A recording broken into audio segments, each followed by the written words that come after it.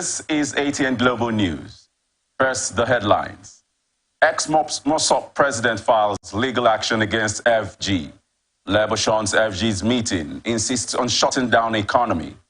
FG declares October 2 public holiday to celebrate independence. Marketers want FG to address rising gas prices. Mass eye infection forces closure of 56,000 schools in Pakistan. Nollywood's The Black Book is Max Netflix chart worldwide. Piers Morgan lists Victor Osimhen for Arsenal.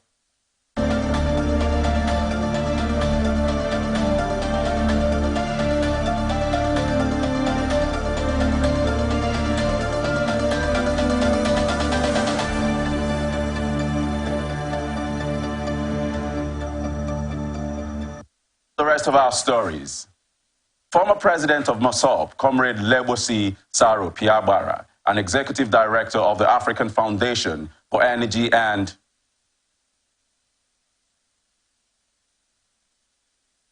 Former president of Mossop, Comrade Lebosi Saro Piabara, and executive director of the African Foundation for Energy and Sustainable Development, has filed a legal action against the federal government at the United Nations. Addressing the 54th session of the United Nations Human Rights Council sitting in Geneva, Switzerland, the former Mossop leader accused the federal government of Nigeria of failing to launch investigations into the killing of over 5,000 Ogoni sons and daughters by the military and refusing to pay reparations for the lives that were lost because of the militarization of Ogoni land. Speaking further, the renowned activists accused the federal government and the River State government of confiscating the sum of $300 million compensation money paid to the Ogoni people by the Nigerian National Petroleum Corporation through its subsidiary, Nigerian Petroleum Development Company, while calling on the United Nations to take every necessary step to ensure that the money is paid to the Ogoni people.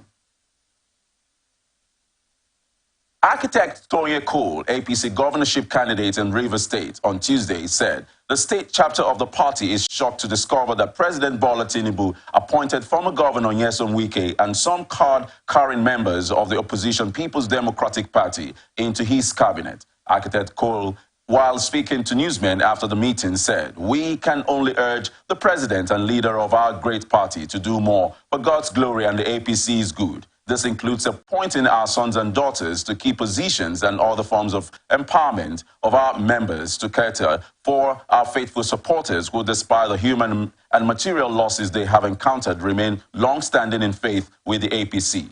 Reacting to the development on ATN Open Conversation, socio-political analyst Professor Vincent Welle said, the All Progressives Congress Rivers State chapter is regretting its decision of not supporting the national body in the 2023 February general elections. Here is the update. That politics is a game of interest. And they know what happened. They are aware of what happened in Rivers State when the APC voted for PDP, and PDP voted for APC. And so because of that, the APC in the state lost, the connection, with the national APC. And because of that, the then governor had his way since he worked with the party. And just like Gandhi just said that, loyalty, is always rewarded.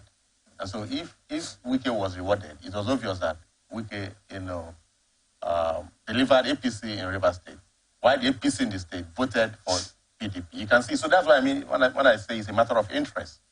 It's a game of interest. And so they felt that APC in the state felt that Atiku will take their interest very high, or their interest will be protected by Atiku. And PDP in the state, led by Wike, felt that APC will protect their interests at national. So that was what played out. And so what you are seeing is a result of what happened.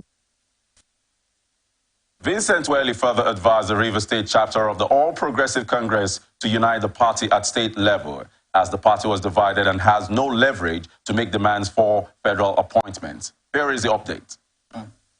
For him to say that they have been left out, I think the national president, the national chairman has said that they are going to consider their presentation. But like it's obvious that since he didn't work for us, you were not part of those who brought us to power, so you can't be requesting for anything. But let's watch and see if they will reconsider and try to say they can rebuild the party in the state and move on.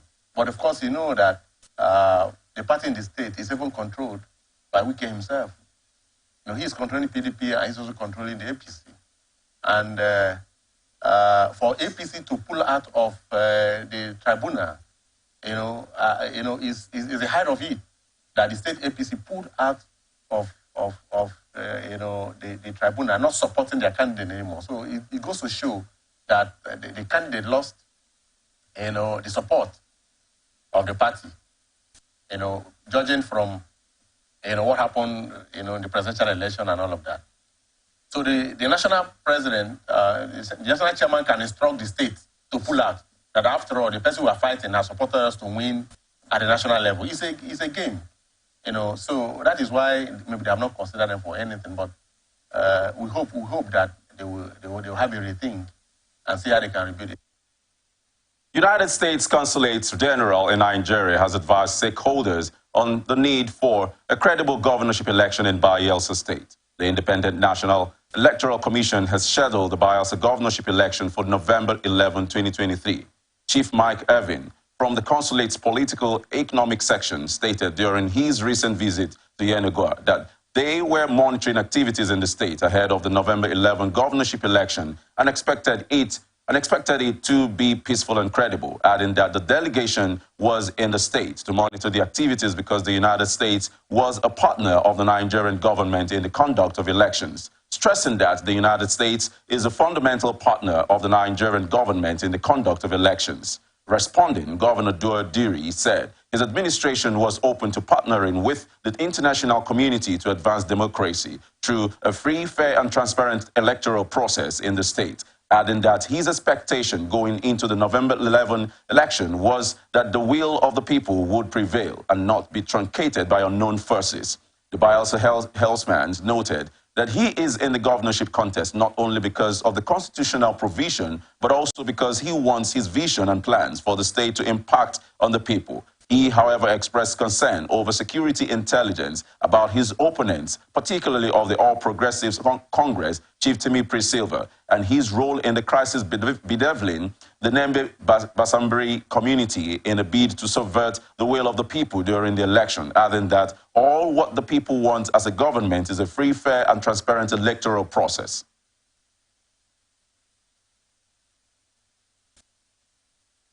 Edo State Governor Mr. Godwin Obaseki has approved the public apology made by his deputy, Comrade Philip Shaibu, noting that as a person of faith, he was under obligation to accept the apology. In a letter titled, Public Apology by the Edo State Deputy Governor Philip Shaibu, the governor said in good faith he trusts that the public apology as expressed by Shaibu is genuine and followed by contrite steps to improve his conflict resolution skills, adding that the unwarranted provocations has caused severe personal discomfort. But as a person of faith, he is under obligation to accept the apology because, as they say, to err is human, to forgive is divine. Obaseki further enjoined the deputy governor to guide his proxies to act in accordance with his piety, adding that the rhetorics will be put to an end forthwith to enable his administration finish strong and deliver the dividends of democracy to the greatest number of Edo people over the final 12 months. This is coming after Shaibu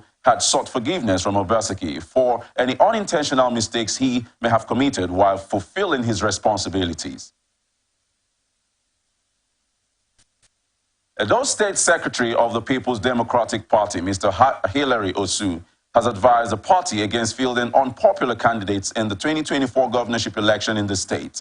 Osu, who disclosed this in a statement in Benin, said that there is high political awareness among the electorate in the state, adding that the PDP must field a popular candidate to secure victory. He recalled that most of the candidates fielded by the party in the 2023 general elections were unknown, which he said led to electoral losses in some constituencies, and warned against the imposition of candidates, saying that the electorate was already watching the process. The PDP secretary also said most PDP supporters opted to work against the illegal candidates by supporting candidates of the opposition parties, which according to him led to unprecedented victories for the opposition parties, stressing that PDP has never lost Edo Central and South senatorial seats before, but the Labour Party candidate won the Edo South Senate seat after leaving PDP for Labour Party just a few months before the election. Graduates of Ambrose Ali University, Eboma, Edo State, identified as Precious Obede, has attempted suicide over the alleged university's refusal to issue him and several other students their results after they graduated from school in 2018. Obede, whose parents claimed he had been battling depression due to his inability to be issued his results after spending 5 years in the school, started to stab himself with pieces of a bottle he had broken, while some aggrieved students of the school had lamented the inability to receive their degree results after spending 5 years undergoing the program, claiming that the situation had demoralized them, adding that they are facing a bleak future as a result of the development. This is coming after the aggrieved students that the tertiary institution had been promising them that the backlog of results would be cleared and students who were yet to be mobilized for the National Youth Service Corps scheme would be settled. But unfortunately, Obede became frustrated and decided to end his life over the matter. Meanwhile, the school, through the head of corporate communications and protocol, Mike Aledenika, had the students affected by certificate and result issues might have had issues with some courses during their time in school. Governorship Election Petition Tribunal sitting in Uyo, Akwa Ibom State, has dismissed petitions brought before it by the candidate of the African Democratic Congress, architect Ezekiel Nyetok, as well as the governorship candidate of the New Nigeria People's Party, Senator John James Akpan Udehe, for lacking in merit. Nyetok of the ADC sought the disqualification of Pastor Umar Eno, alleging that he was convicted by a magistrate court in Abuja and that having been convicted, all votes that accrued to him during the March 18 elections ought to be nullified, and also challenged all the candidates who scored more votes than him, alleging that they were handicapped by litigation which hampered their eligibility to participate in the election. But the chairman of the panel, Justice Adekunle Adeleye, in his judgment ruled that the same magistrate court presided by Emeka Iyama delivered a judgment nullifying its earlier conviction of Pastor Umar Eno, and that once a judgment is nullified, it ceases to exist, and also held that Nyetok's petition lacked merit as the petitioner was not able to establish one polling unit in which there was non-compliance with the electoral law in the March 18 governorship election. Also, the petition of the NNPP candidate in the suit, which bordered on certificate forgery allegations, was dismissed as the case had since been decided in favor of Governor Umar Eno at the Supreme Court, and prayed the tribunal to order that the election be cancelled and a fresh one conducted within 90 days. On the cross-examination, the NNPP candidate admitted, when shown the enrolled order of the Wuse Magistrate Court repudiating its judgment orders, that he lacked knowledge of the existence of the order before his petition, while counsel to the PDP and Pastor Umar Eno had noted in their submission that the NNPP petition is most unambitious as the petitioner has not only failed to prove the criminal allegation of forgery, but also failed to state what he wants. Reacting to the judgment, counsel to the PDP, Barrister Emmanuel Enyedem, said the petitioners failed to prove that Pastor Umar Eno did not meet the constitutional requirements for office of the governor, adding that most of their claims were pre-election matters which they could not also substantiate.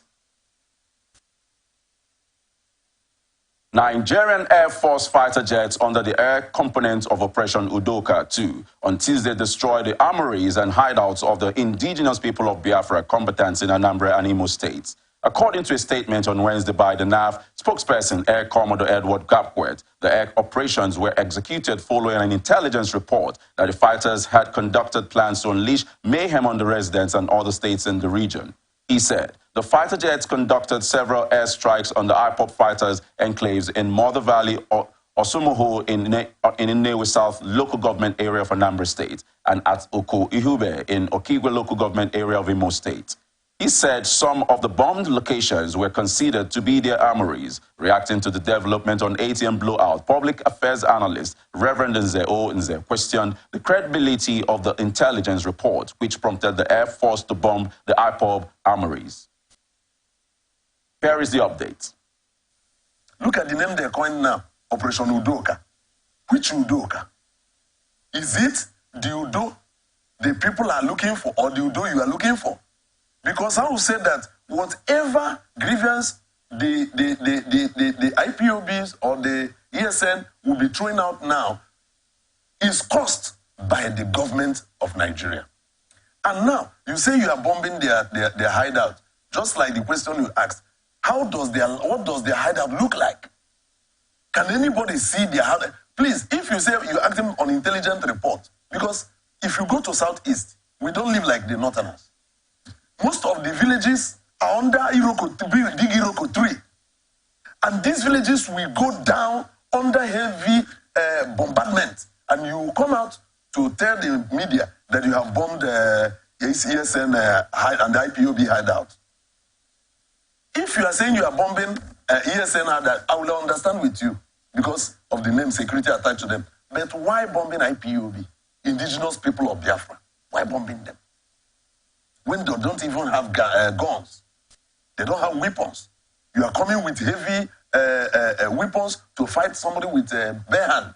It is quite difficult to understand. So I will say, this bombing you have bombed in Osumogu, this bombing you have bombed in Akuihube, let people go and verify who actually got bombed.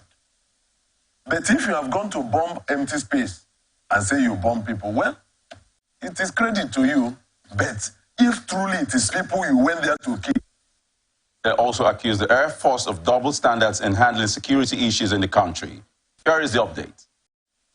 If we can do more of investigative journalism, someone will go to the places mentioned. See people of Akuihube. Akuihube is not too far away from here. See the people of Osumogu in the Newe North local government. And ask questions. If truly these places they mentioned, or the places the Air Force bombed, actually are occupied by the ESN. Yes, if truly they are occupied by ESN and they bombed it, no, well, we wouldn't say kudos, but we wouldn't say, condemn them because they might be doing their work. And they, as a security agency, they say they were acting on intelligent report. So we might say that if truly these people are planning attack on Nigeria, which we have not, the truth is, if truly these people are not as violent as you claim they are, because if you are telling me now that Nigeria should clap for our Air Force for this bombardment, and I will tell you, where are they? Where are their jet fighters? Where are their bombs? That up to today, they have not been able to overcome Boko Haram. They have not been able to overcome bandits in the north. They have not been. Look at how people are being massacred on daily basis. And our Air Force, professional Air Force officers are doing nothing about it. And they are coming to people who are quiet, who are just seeking self-reliance, and you are bombing them, and you are expecting the Nigerians and the international community to clap for you. It is not good. They should know that they are provoking people. But if there is, ESN is planning any attack, and they discover it, and they bomb it, I would say they are justified. But I don't think if what they are accusing them is true. Reverend Nze also accused the Air Force of double standards in handling security issues in the country. Here is the update. Yes, sir. I begin to wonder if these our INEC people are really or truly Nigerians. Because we are no longer thinking alike. We are thinking as Nigerians. INEC are thinking as people from the moon. Because you have proved to us that our vote in Nigeria does not count. You don't need us to cast our vote. Look at what happened in Rivers State. People knew where they cast their vote. INEC said no. The one you cast is not. Indigenous people of Biafra has debunked claims by the Nigerian Air Force of bombing their camps and Eastern Security Network at Osumohu and Newe South local government area of Anambra State and Osuihetuku Tukwa in Osu local government area of Imo State. The pro-Biafran group said Eastern Security Network does not have camps in any of the bombed locations, insisting that the military lied in their claims because the locations mentioned were occupied by innocent civilians. This is just as they condemned all forms of military attacks in the southeast, adding that the north, where there are bandits and terrorists, is free from any form of military bombardment. Their reactions were contained in statements issued by the group's spokesman, Emma Powerful, on Thursday. The group detested the criminals impersonating IPOB and ESN in their violent activities in the name of Biafra's struggle and condemned the bombing of any part of Biafra land by the Nigeria Air Force.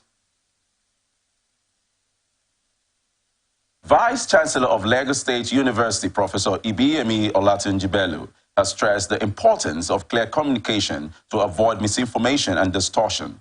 Bello stated this at the third conference and workshop organized by the West African Institute of Translators and Interpreters in partnership with the Lagos State University Center for the Realization of the United Nations Sustainable Development Goals. The Vice-Chancellor, who was represented by the Dean of the Postgraduate School, Professor Ibrahim Olateju, noted that the need for clarity and interactive communication in all spheres of life cannot be overemphasized, adding that the theme, professional translation and interpreting today, speaks to the minds on the importance of distinct and undistorted communication, which lays the foundation for translation and interpretation in the professional body. According to her, fake news and propaganda thrives because more often than not, the purveyors did not communicate clearly or channel the message appropriately to the right audience, while the Vice-Chancellor expressed gratitude to the convener, Director LASU SDGs, Professor Tayo Ajayi, for his valuable contributions to the institution. Professor Taiwo M. Salisu, the Dean of the Faculty of Arts, stressed that the field of translation and interpretation plays a crucial role in promoting peace, stability, security, and global development, while stressing that translation goes beyond the mere translation of words and phrases, and translators must pay careful attention to connotations and figurative context when interpreting. The convener and director, LASU SDGs, Professor Tayo Ajayi, described the West African Institute of Translators and Interpreters as a professional platform for practitioners, scholars, students, and professionals in related fields across the ECOWAS sub-region, emphasized that interpretation and translation require a deep understanding of linguistic, cultural, social, and historical backgrounds and play a pivotal role in bridging language barriers for government, military, and trade alliances in our globalized world. Lagos State Sexual and Domestic Violence Agency says if an opinion poll is conducted today in Lagos State megacity with a population of over 26 million people on domestic violence, interventions, strengthening response to gender-based violence and sustaining the war against the menace will surface significantly. The Lagos State Domestic and Sexual Violence Agency, as well as the Sex Offenders Register assented to by Mr. Governor Babajide Sanwo-Olu on the 20th of September 2021 by a bill of law with Mrs. Titiola Vivo Adeniyi as the pioneer executive secretary, has not only succeeded in addressing the root causes of gender-based violence, but impunity that often goes with the menace, has also successfully implemented policies and provided support for victims and survivors of the violence. To ensure its success, the agency comprises professional service providers and officials that respond as a group and in a timely fashion to the various needs of domestic and sexual violence survivors by providing legal, medical, emergency assistance, counseling, and psychosocial support, and headed by a dynamic Amazon, Vivo Adeniyi has been combing the entire Lagos to checkmate sexual and domestic violence and bring perpetrators to book. Available statistics showed that from September 2021 to July 2023, the agency received a total of 10,484 cases of SGBV via the virtual referral and response service and fiscal report. Out of these cases, domestic violence accounts for 4,360 cases, while as a mark of improvement in its operations, DSVA received more reported cases.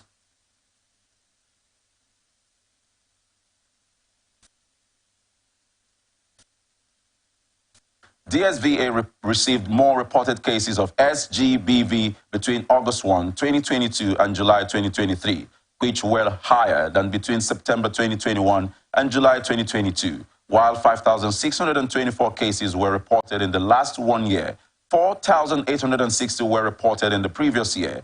In the last 1 year, the DSVA handled 5,624 cases, of which 2,331 were domestic violence cases, 90 rape cases, 72 sexual assault cases, and 2 sexual assault by penetration cases, while 1 attempt to commit rape, 123 threat to life, 609 separation and failure to take responsibility of children neglect, child abduction, child labor, and custody cases, 384 non-GBV and 143 child abuse, physical assault, 235 defilement cases, 3 defilement and molestation by minor to minor, and 33 sexual harassment and molestation cases. According to Viva Adeni, a total of 1,598 children have experienced emotional abuse, while 40% of these children have been taken through counseling programs to ensure they were able to psychologically deal with the events they had witnessed without it having a permanent and negative impact on them.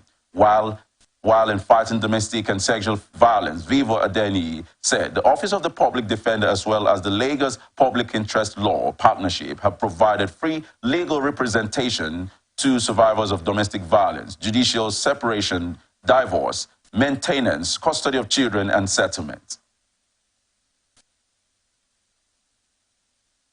Manufacturers in the country have called on the federal and state governments to urgently address the issues of multiple taxation in the country to save the sector from imminent collapse.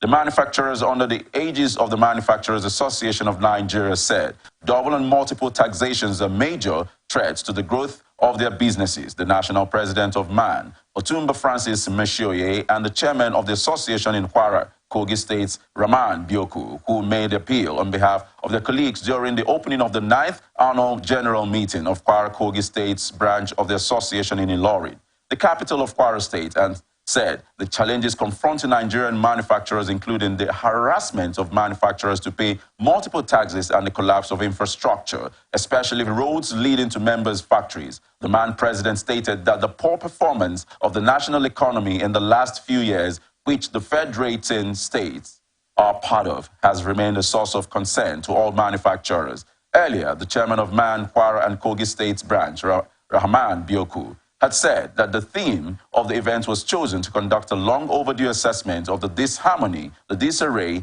the controversies, the confusion, and increasing conflicts which have unfortunately characterized the public tax regime in Nigeria, will effectively address the challenges with a view of improving the operating condition of businesses in Kwara State.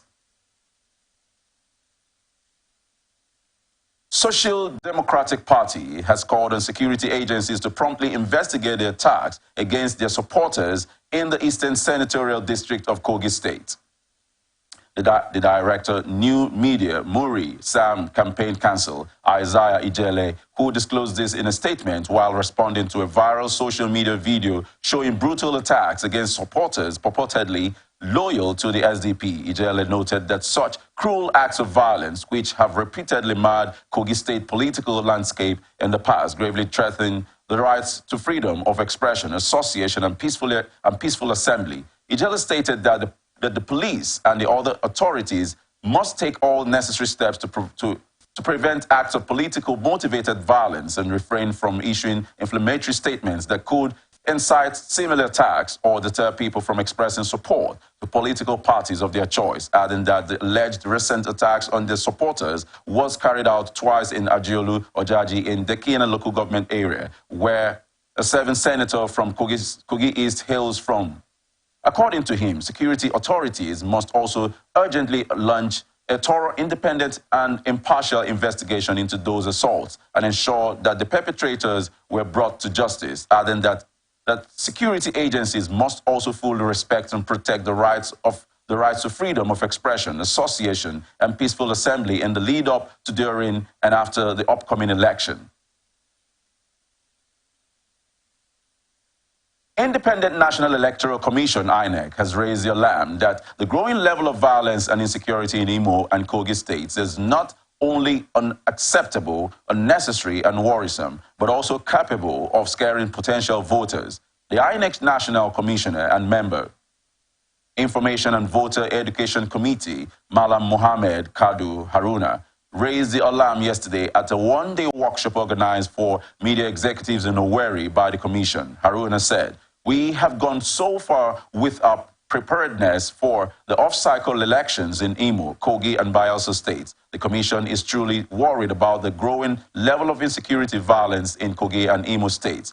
This is unacceptable, unnecessary, and most worrisome." Reacting to the development on ATM blowout, Public Affairs Analyst Reverend Nze O. Nze accused the Independent National Electoral Commission of having let down the Nigerian populace in the 2023 general election and should not use insecurity as an excuse for its ineptitude. Here is the update. Yes, sir. I begin to wonder if these our INEC people are really or truly Nigerians. Because we are no longer thinking alike. We are thinking as Nigerians. INEC are thinking as people from the moon. Because you have proved to us that our vote in Nigeria does not count. You don't need us to cast our vote.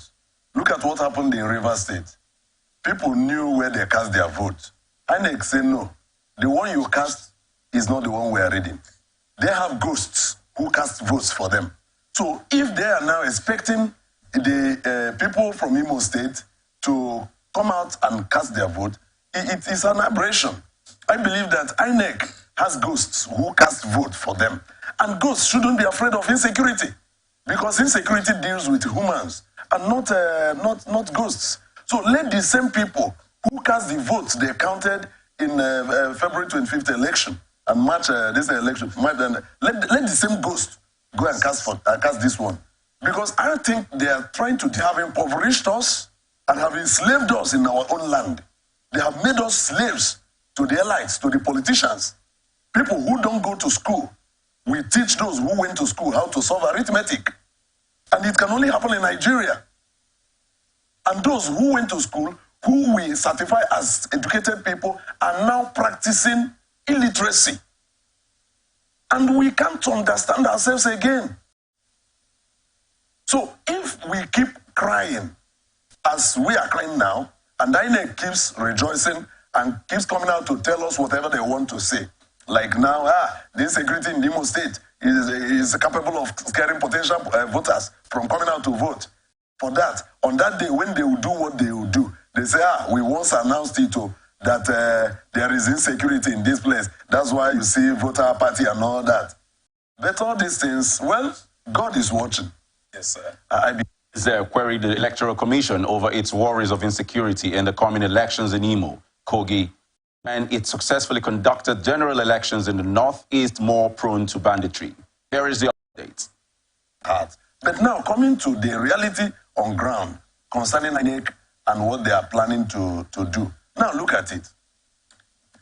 If INEC could be able to conduct an election in February in places like Borno State, Yobe State, Zamfara State, Katsina State, they conducted the election and they came out with large, high margin. How come it is this small Imo State that INEC is now coming to shout at? But now, Supreme Court on Thursday adjourned an appeal filed by Senator Smart Adeyemi against the judgment of the lower courts on the Kogi APC governorship primary election to October 23, 2023 for judgment.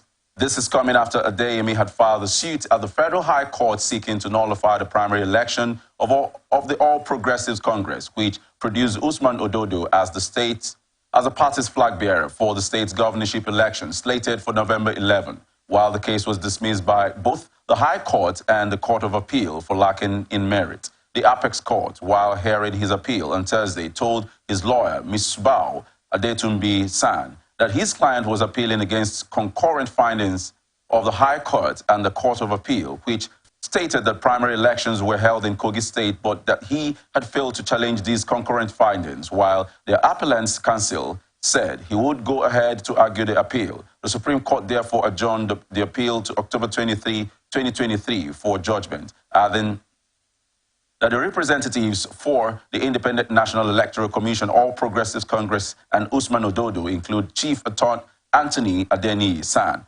Abdul Wahab Mohammed San, and M.Y. Abdullahi San, respectively. The Court of Appeal had on August 18, 2023, held that the appeal argued by Adekunle Otitoju on behalf of Adeyemi was completely bereft of merit, while in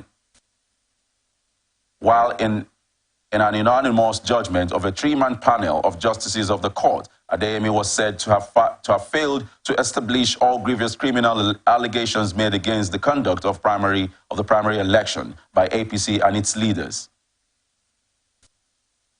National diploma student of the Nasarawa State-owned Issa Mustapha Agwai Polytechnic, Lafia Taye Ajoke, who was kidnapped on Monday, has been freed from his abductors. Ajoke was released by her abductors after a ransom of 300,000 naira was paid. Eyewitnesses said she was abducted after heavily armed men, while shooting, sporadically attacked her residence on B1, which is 2 kilometers away from the Polytechnic, and took her to an unknown destination, while the incident left 2 other students and an admission seeker with bullet wounds. President of the Students' Union Government of the Polytechnic, Ekom Ayaka, said Ajoke's kidnappers had earlier called to demand for 50 million, but later reduced the ransom to 500,000 naira when they noticed that her family and well-wishers could not meet up with their earlier request, adding that after several appeals to the kidnappers for a further reduction of the ransom, they agreed to release her in exchange for 300,000 naira.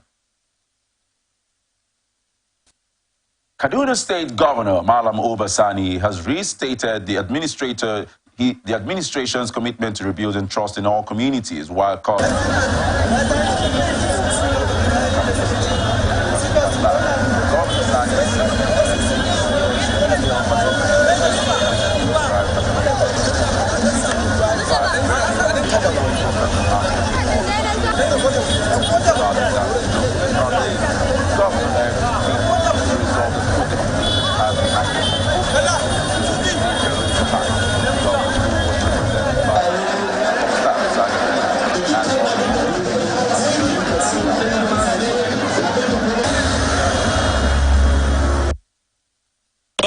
His Excellency Dr. Ubasani is a man of passion. He loves religion very well, and he has been contributing towards the development of the religion here and beyond. He has been doing it even when he was not in the political arena. When he became the senator, he has done it very well. And you can see what is happening now, meaning he has double effort toward ensuring that, yes, Kaduna State becomes a peaceful state. The message is all Muslim Ummah here and beyond should pray fervently so that Kaduna State will remain as a world leader, as a commander, as a husband, as a political leader, as a social leader, as a peace activist. He is the best of all mankind. And in light of this, today the gap we have in Nigeria is the gap of lack of role model. Either we say we don't have good leaders or we don't have good citizens in our country. Muhammad has been a role model, and we hope and believe that every Nigerian, as we mark the sitting, is to remember those virtues of Muhammad and make Muslims to rekindle, to embrace the spirit of Muhammad sallallahu alaihi wasallam, especially in the relationship with non-Muslims. Muhammad has been the best. He married a Christian as a wife. Muhammad marry a Jewish wife, and this shows interpersonal relationship. As government, we have been calling always to the citizens of Kaduna State to maintain peace and order. The birth of our Holy Prophet sallallahu alaihi wasallam signifies the importance of peace. So we call on all the citizens to continue to maintain peaceful coexistence, peace in the state, and continue to pray for the government to succeed in all the endeavors of governance. Governorship Election Petition Tribunal sitting in Kaduna State has sacked Governor Uba Sani of the All Progressives Congress. The petition was filed by the People's Democratic Party's candidate, Isa Mohammed Ashiru. The tribunal also declared the 2023 governorship election, which was held in the state on March 18, 2023, as inconclusive. In a split decision of a ratio of 2:1, the three-man tribunal panel, led by Justice Victor Oviawe, declared that the election was inconclusive and thus directed that a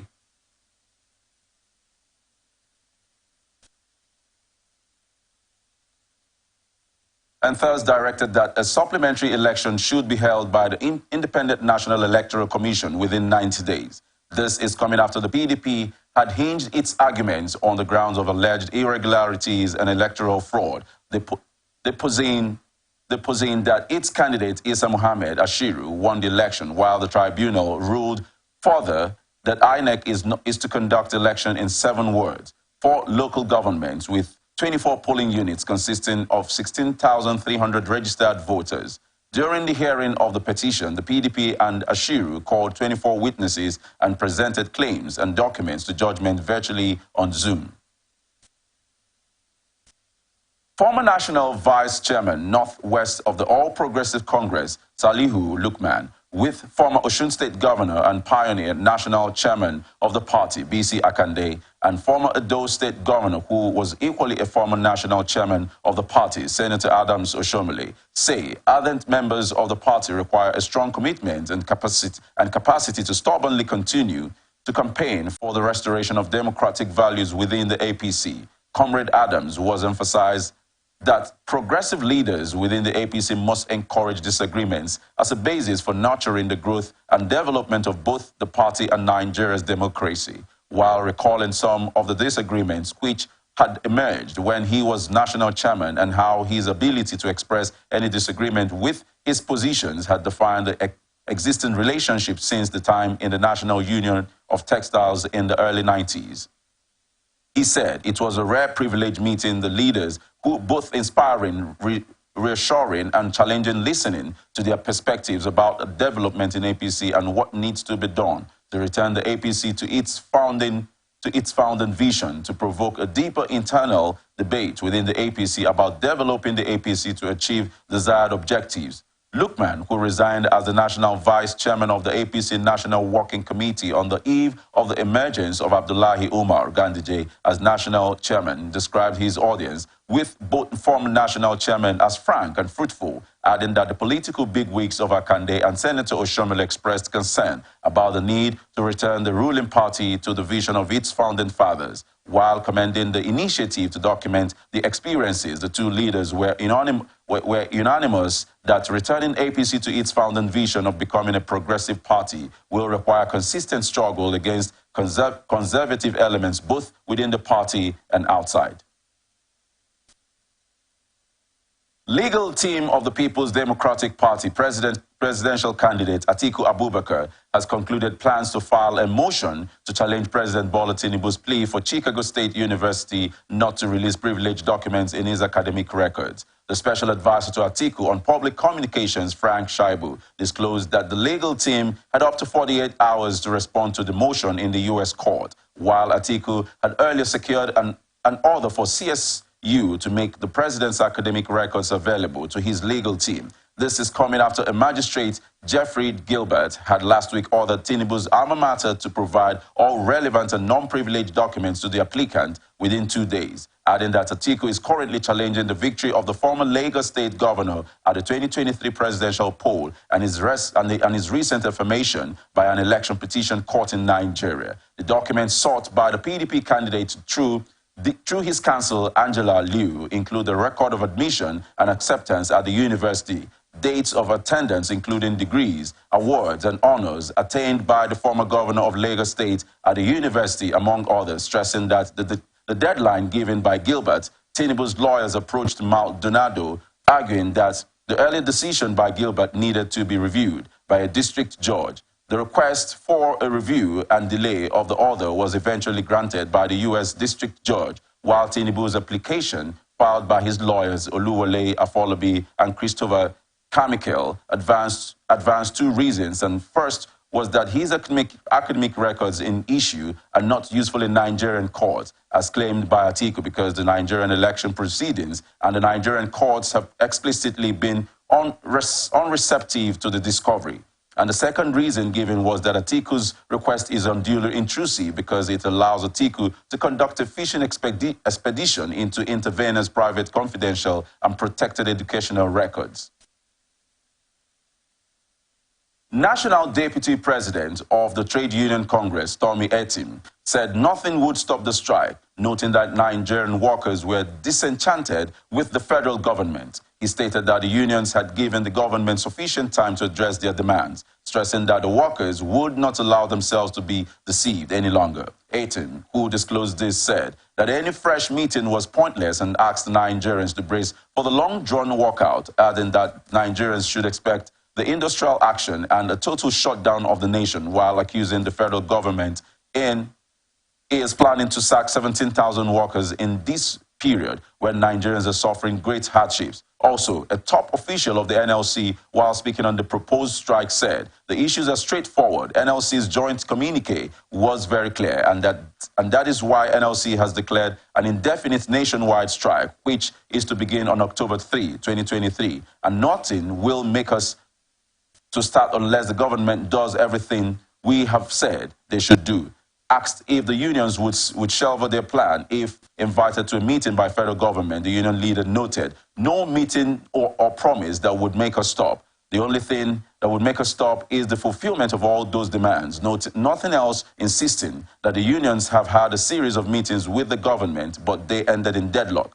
TUC President Festus Osufo said the strike is the last resort, insisting that the organized labor has exhausted other means of pressing for its demands. According to Osufo, President Bola Tinubu has had enough time to come up with palliatives that would cushion the effects of the subsidy removal, adding that for any government that concerned about the plight of the people, 4 months is sufficient time for them to have designed a framework for the way forward. Deputy spokesman of the House of Representatives, Philip Abwese, has appealed to the leadership of the Nigeria Labour Congress and the Trade Union Congress to shelve the proposed industrial action and consider extensive dialogue process in resolving the economic impasse.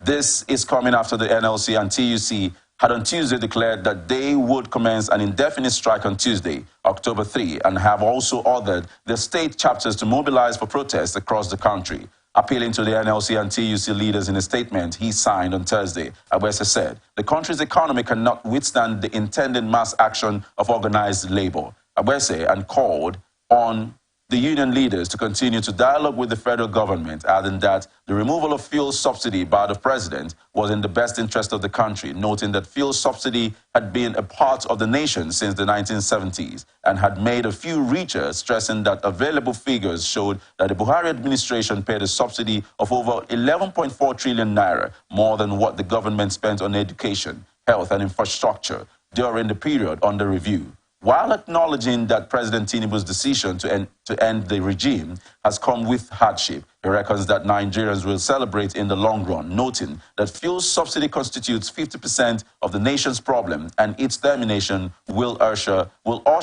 the country to her glorious era in history, while commending President Tinubu for taking the bold step to save the future of the nation. The Department of State Services has created a new Directorate of Public Relations and Strategic Communications as part of its efforts in sustaining its engagement with citizens and the public at large, as well as deepening democratic governance, transparency, and accountability. The service has commended its Director General, Alhaji Yusuf Bichi, for the initiative to undertake the expansion and particularly appointing Afunaya to pilot the Directorate. The DSS has also appointed Dr. Peter Nochirionye Afunaya, the erstwhile Public Relations Officer, to head the Directorate as the Supervising Director and also be in charge of the service's public communications effective from 26 September 2023, adding that before his new role with over 20 years vast and rich experience in intelligence analysis, threat assessment, security administration, VIP protection, and detailing investigation, counterterrorism, open source intelligence management, background checks and security vetting, surveillance, security sector and intelligence governance, democratic accountability and law enforcement, as well as educational research, peace advocacy, alternative dispute resolution, development communication, interagency cooperation and liaison, joint operations, teaching, public and media relations, reputation management, strategic communication, protocol and diplomatic affairs, writing, public speaking, stakeholder engagement, among others, to make the office work effectively. A PhD holder in security and strategic studies, which he bagged in 2019 from the Nasarawa State University, Kefi. Afanaya also possesses a master's degree in peace and strategic studies, University of Ilorin, Kwara State, from where he graduated in 2011. Similarly, he obtained a Master of Arts degree in English language from the University of Uyo in 2009. Earlier, Afanaya graduated from Abia State University, Uturu, in 1997 with a second-class upper division in English language. He was a recipient of the President's NYSC National Honors Award for Outstanding Performance, 1998-1999 service year, Edo State NYSC Meritorious Honors Award. Amongst others, he is a member of the Institute of Safety Professionals of Nigeria, American Society for Industrial Security, Nigerian Institute of Management, Nigerian Institute of Public Relations, and a recipient of the DGSS Meritorious Award 2021. A strong team player as well as a patriot and committed community worker who is married with children and loves photography, playing golf, volleyball, and storytelling, and writing poetry and short stories.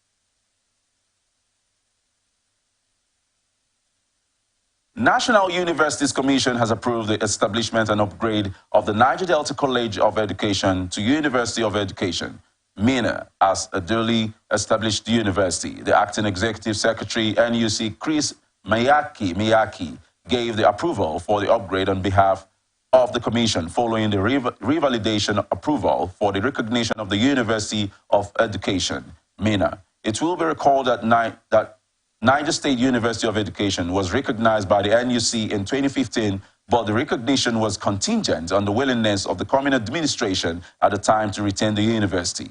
The commission thereafter accepting the reactivation and presentation of the strategic document, which includes the presentation of relevant gazetted law, academic brief, and fiscal master plan, approved the revalidation of the university as the 63rd state and 270 university in Nigeria. Here is the update.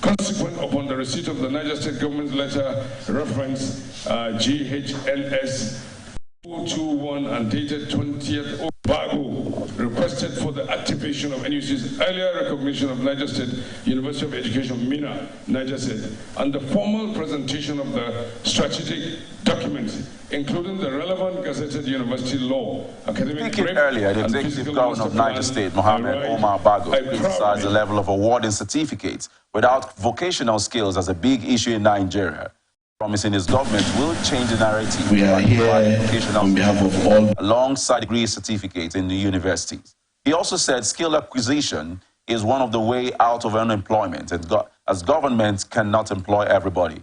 Here is the update.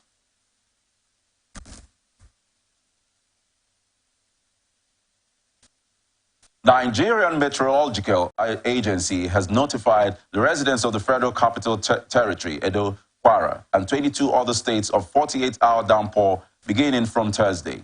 In its weekly heavy rainfall forecast bulletin released on Wednesday, the agency told the residents to also expect flash floods in various states, including Katsina, Kano, Jigawa, Bauchi, Gombe, Plateau, Borno, Adamawa, Taraba, Kaduna, Niger, Nasarawa, Kogi, Enugu, Delta, Bayelsa, Abia, Anambra, Akwa Ibom, Cross River, Ebonyi, Kwara, and Benue states. The bulletin reads that heavy rainfall is expected within the forecast period over parts of Katsina, Kano, Jigawa, Bauchi, Gombe, Plateau, Borno, Adamawa, Taraba, Kaduna, Niger, Nasarawa, Kogi, Enugu, Edo, Delta, and Bayelsa states, while other states are Abia, Anambra, Akwa Ibom, Cross River, Ebonyi, Kwara, Benue State, and Federal Capital Territory. The agency said other parts of the country will experience light to moderate rainfall and has cautioned residents against driving through surface runoff waters as they have strong undercurrents and also identified slippery road surfaces and reduced visibility as other hazards that may be triggered by the downpour. You are watching the Global News on Atlantic Television Network. We will be back after this break.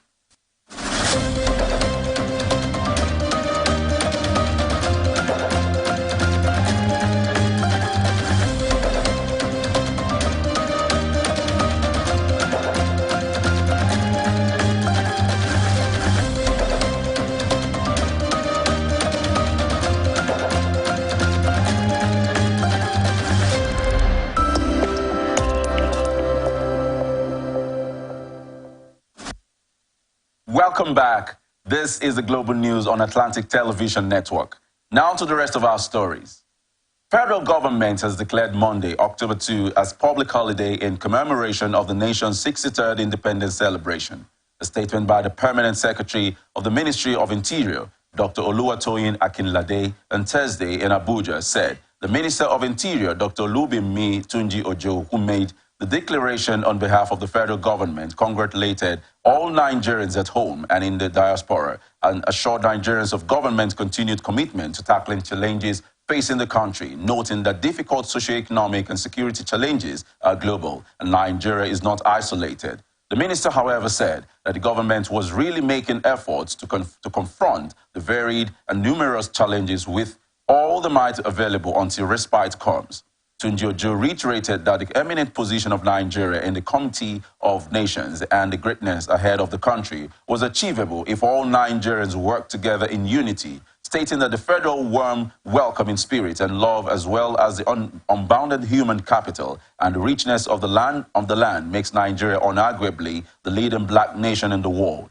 The minister assured that the present administration, through the Renew Hope agenda, would ensure a better Nigeria for all citizens. As a befitting tribute to the heroes past, the statement also said a lecture will hold on Friday at the National Mosque Conference Center at 10 a.m., followed by Jumat prayer at the National Mosque at 1 p.m., while President Bola Tinubu is also expected to address the nation on Sunday at 7 a.m., and an interdenominational church service on Sunday, 1st October 2023, at the National Christian Center will hold at 10 a.m. There will also be a military parade on October 2 at the Presidential Villa at 9 a.m. Federal government says the report that President Bola Tinubu will announce a wage award to workers on Independence Day is untrue. The Minister of Labour and Employment, Simon Lalong, who disclosed this in a statement by Mr. Olajide Oshundun, Director of Press and Public Relations in the Ministry of Labour, called on members of the public to ignore the report, stressing that it was a total fabrication by the reporter to suit the narrative of the interest best known to the publication. He also said the report is false and misleading, as to no time did the Director of Information make such disclosure, adding that for the benefit of the doubt, it is important to stress that the Director of Information at the Ministry does not speak for the President. House of Representatives has directed its committees on national security and intelligence, army, police affairs, and human rights to investigate allegations of forceful collection of 500,000 naira by some police officers on 8 July 2023 from travelers along Owerri-Onitsha Express Road. The decision is sequel to a motion by Honorable Martin Nwogo from Imo State, which was adopted by the House of Plenary. Leading the debate on the motion titled Need to Stop the Incessant Dehumanization and Harassment of Road Travelers by Security Agents in Southeastern Nigeria, Honorable Nwogo decried the incessant and continued dehumanization and harassment of road travelers in the southeast geopolitical zone of Nigeria by security agents, especially by some police officers and army personnel who have perfected the act of extorting money forcefully from road travelers embarking on a daily journey to earn their living. He expressed worry that the weapons given to the security agents to protect lives and properties are used by some unscrupulous security agents to harass and dehumanize law-abiding travelers within the Southeast geopolitical zone. The lawmaker also noted that a situation where citizens in the region are subjected to dehumanizing conditions for no fault of theirs and made to walk for kilometers is unacceptable. Here is the update. The House knows the reports and growing instances of dehumanization, harassment, and extortion of citizens in the Southeast geopolitical zone by security agents estimated to be in billions of naira. The House is disturbed by the instant and continued dehumanization and harassment of road travelers in the Southeast geopolitical zone of Nigeria by security agents, especially by some police officers and army personnel who have perfected the acts of extorting money forcefully from road travelers embarking on daily journey to earn their living.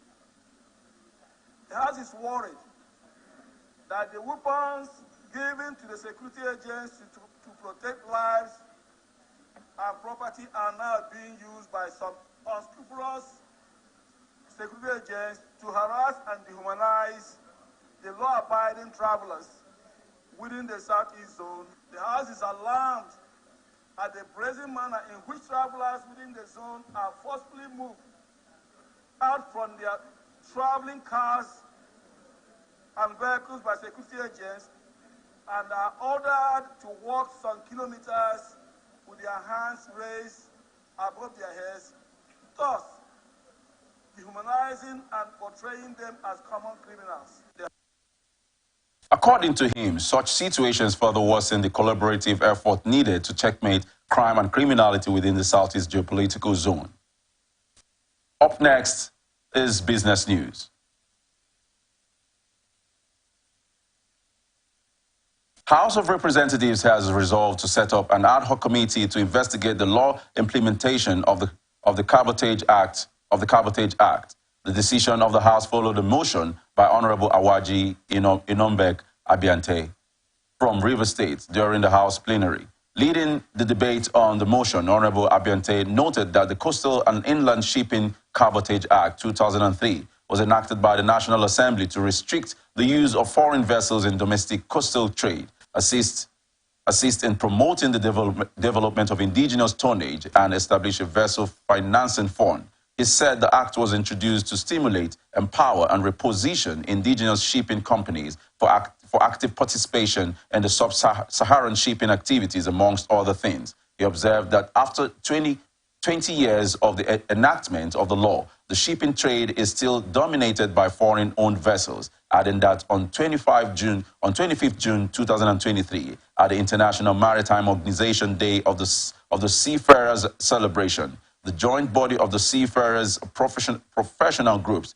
said that the nation's maritime industry is losing $100 billion annually due to the inability of the federal government to implement the Cabotage Act. Here is the update. My colleagues, I rise to move a motion on the need to investigate the low implementation level of the Cabotage Act. The House notes that the Coastal and Inland Shipping, that is the Cabotage Act 2003, was enacted by the National Assembly to restrict the use of foreign vessels in domestic coastal trade, assist in promoting the development of indigenous tonnage, and establish a vessel financing fund.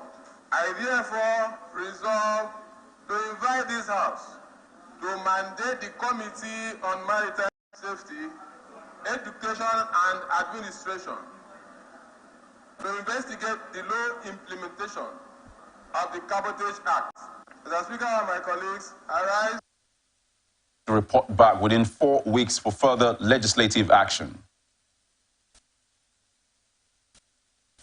Nigerian Association of Liquefied Petroleum Gas Marketers has called on the federal government to find ways to ensure stability of gas prices and make it available to the common Nigerians. The national president, Abiodun Olatunbosin, who disclosed this during the 36th annual general meeting and conference of the association with the team expanding gas utilization beyond imagination in Ibadan, Oyo State. He explained that if nothing was done to the increase in price, gas would soon be a commodity for the few rich, adding that the galloping hike in the price of gas in recent times stands as a big challenge to LPG marketers. The government needs to find ways to ensure the stability of gas price as well as make gas available to the common Nigerians, stressing that if nothing is done to the increase in price, gas will soon be a commodity for the few rich in our society. In his lecture, the guest speaker, Professor Sunday Iseshunwa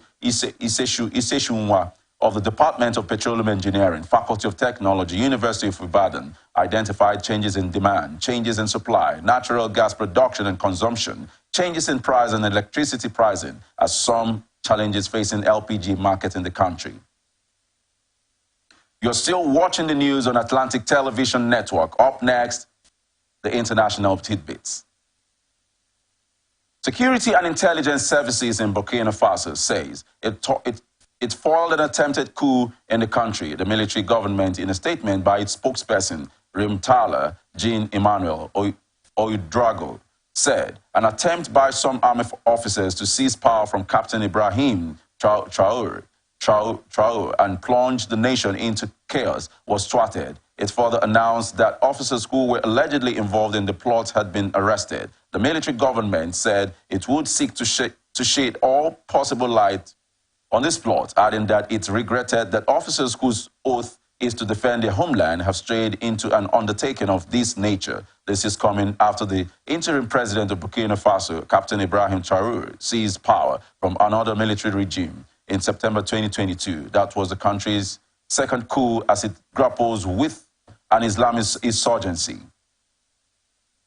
European Union interior ministers are to meet in Brussels today to try and make progress on a highly contested reform of the bloc's asylum system. This is coming after fewer arrivals during the coronavirus COVID-19 pandemic.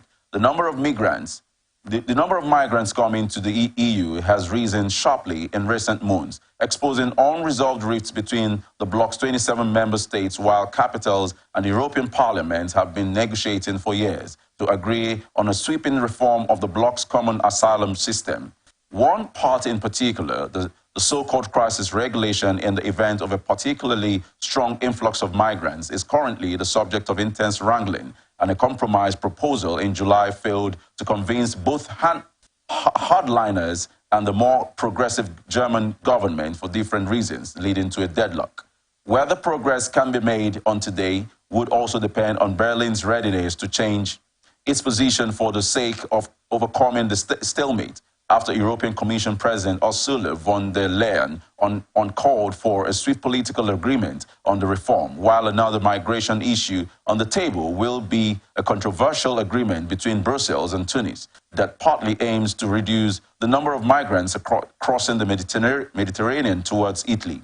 Less contentious is the prolongation of an exemption for Ukrainian refugees who are allowed to stay in the EU without having to apply for asylum, while EU ministers are expected to extend the waiver until March 2025. And the only other topic besides migration on the agenda is the fight against drug trafficking from Latin America to the EU, which would be discussed with representatives from the region.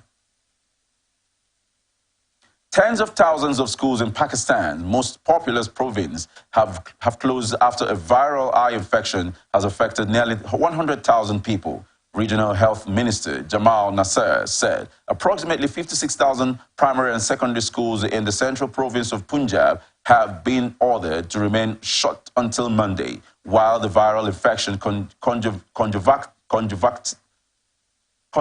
conjunctivitis, also known as pink eye, has rapidly spread across the province. Nearly 100,000 people had been infected as of Thursday, and authorities urged the public to limit physical contact and stay indoors. Punjab's Chief Minister, Mohsin Naqvi, stated that the local government would issue guidelines before Monday on how to prevent students from contracting the infection. Germany has signed a deal to acquire the Israeli-made Arrow 3 hypersonic missile system that will become a key part of Europe's defense against air attack. The signing of the deal was a historic day for both countries, German Defense Minister Boris Pistorius said in his statement, alongside his Israeli counterpart, Yoav Gallant, which is worth around $3.5 billion. or 3.5 billion euros, and the sale is biggest ever deal for Israel's military industry. Pistorius said the Arrow 3 system would make German air defense ready for the future, while Germany has led a push to bolster NATO's air defenses in Europe after the Russian invasion of Ukraine last year, urging allies to buy deterrent systems together, adding that the signing of the deal was a moving event for every Jew. Looking back at the events of the Holocaust, some of the Germany's neighbors have, however, so far declined to sign up to the pact, including France and Poland, while officials in Paris have argued instead of an air defense system using European equipment, and Berlin has said it expects the Arrow 3 system to be delivered in the final quarter of 2025. And now, entertainment news. New Nollywood film, The Black Book, has achieved a remarkable milestone by rising to the #1 position worldwide, just 5 days after its debut on streaming platform Netflix. Directed by Aditi Effiong, The Black Book features Nollywood veteran Richard Mofe-Damijo in the lead role. This Nollywood film garnered a total of 5.6 million views and accumulating an astounding 11.6 million viewing watch hours between September 18 and 24. Netflix's data record, and was based on data tracked by Nairametrics on Fixed Patrol, a website that offers video-on-demand charts and streaming ratings on a global scale. Netflix premiered The Black Book on September 22, marking the latest addition to Nollywood's growing presence on the streaming platform, while the action-adventure film follows a grieving father who is looking for justice after his son was murdered by a gang of corrupt policemen. 62-year-old Richard Mofe-Damijo portrays the lead character, Paul Edima, co-written by Bukunmi Ajakiye, produced by Lala Akindoju, and shot by Yinka Edward. This Nollywood action thriller holds the distinction of being the first Nollywood film produced with $1 million budget, while the creation of this Netflix original involved 2 years of script development, a year of pre-production, and a 13-month-long filming process. And it is set against the backdrop of the 1980s. The film immerses viewers in the shadowy world of drug trafficking and its profound impact on Nigeria, Africa's largest economy. The Black Book movie is rated TVMA, meaning it's only meant to be watched by mature audiences because of its smoking and graphic violence scenes. Nigerian rapper Azeez Adesina Fashola, popularly known as Naira Marley, says he would turn himself in to be investigated over allegations linking him to the death of his former signee, Irioluwa Oladimeji Aloba, a.k.a. Mohbad, if the security agencies can guarantee his safety. This is coming after there have been calls for Naira Marley to be investigated over Mohbad's death for allegedly sponsoring hoodlums to bully and threaten the late singer after he exited his record label, Marley Music, controversially in 2022. Naira Marley said he was ready to submit himself for investigations on the condition that his safety is guaranteed, while he has been out of the country since August 31, 2023, and only found out about Mohbad's death on social media. The police have launched an investigation into Mohbad's demise, while the Lagos State Governor, Babajide Sanwo-Olu, said he has also invited the Department of State Services to join the investigation. And here now is ATN Sports News. English TV personality Piers Morgan has urged Nigerian striker Victor Osimhen to join Premier League side Arsenal following his sore relationship with Italian Serie A champions Napoli.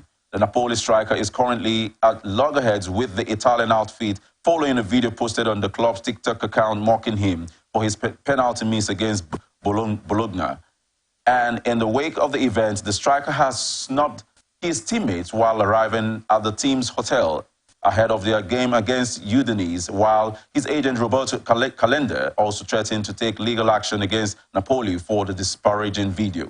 The tense relationship between the player and Napoli will likely reawaken interest in Osimhen from clubs who had tried to get his signature in the summer. And Morgan quickly took advantage of the situation to remind him about the Gunners, while Arsenal are said to need a striker following their not-too-impressive start to the Premier League campaign and have been linked with Brentford star Ivan Toney. Meanwhile, Saudi Arabian clubs will lead the pursuit of Osimhen should he pushed for a move away from Napoli in January after his agent threatened legal action against the club over the controversial TikTok videos. Real Madrid are also interested in the Nigerian as the Spanish giants seek reinforcements in attack after Karim Benzema's departure, and the 24-year-old was linked with a move to the Premier League last summer, with Manchester United and Chelsea showing strong interest in his services, while Osimhen scored 26 goals in the Serie A last season, a guide Napoli to their first league title in 33 years.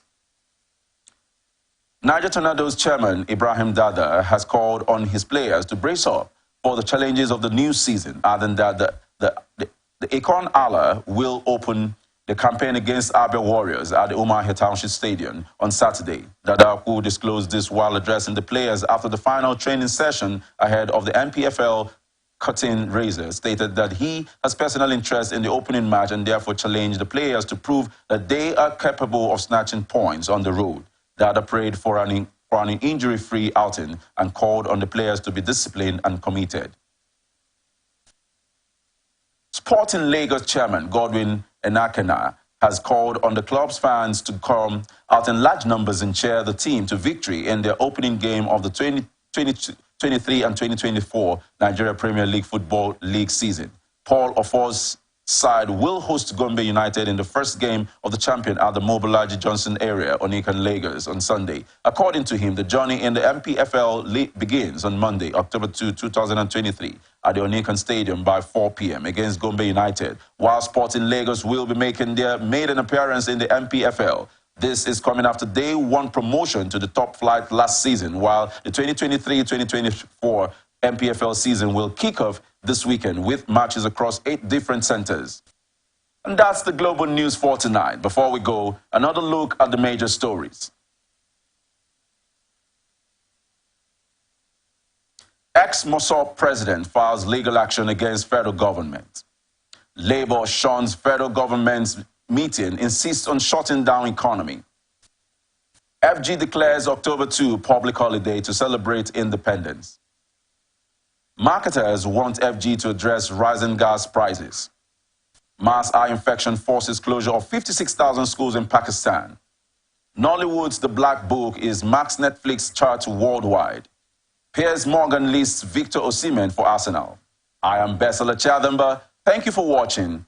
You can follow us on our social media platforms, Twitter at Atlantic TV Net, Facebook and YouTube at Atlantic Television Network, Instagram at Atlantic TV Network. And remember that peace and unity are the pathways to progress. Do have a lovely night.